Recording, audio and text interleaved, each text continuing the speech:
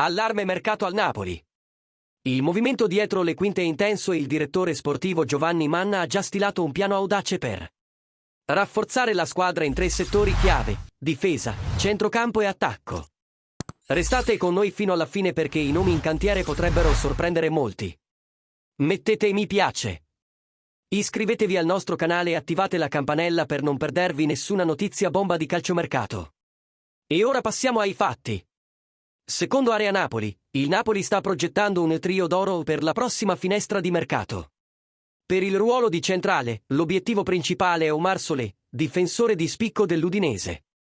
I buoni rapporti tra i dirigenti dei due club potrebbero facilitare l'affare. Anche in presenza di una forte concorrenza, ben 7 club europei sono interessati al giocatore.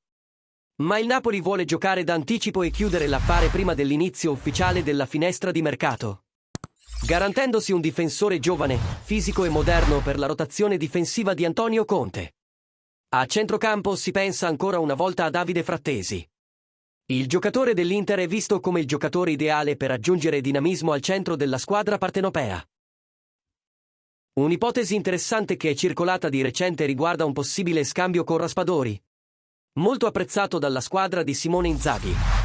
È ancora presto per dirlo, ma secondo i retroscena l'affare potrebbe concretizzarsi nei prossimi giorni, soprattutto se i club troveranno un equilibrio tra i valori e le esigenze tattiche di ciascuna parte.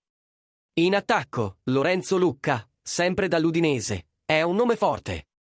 Il centravanti ha disputato una solida stagione sotto la guida di Rungiai che sarebbe il nome ideale per sostituire Lukaku.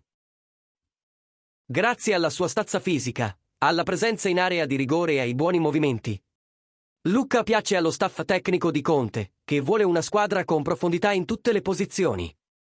Se queste 3 mosse venissero confermate, il Napoli dimostrerebbe al mercato la volontà di competere ad alto livello in tutte le competizioni nella prossima stagione.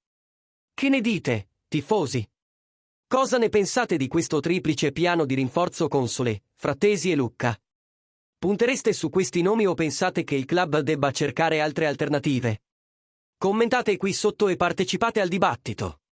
Il futuro del Napoli si sta delineando in questo momento e ogni opinione è importante.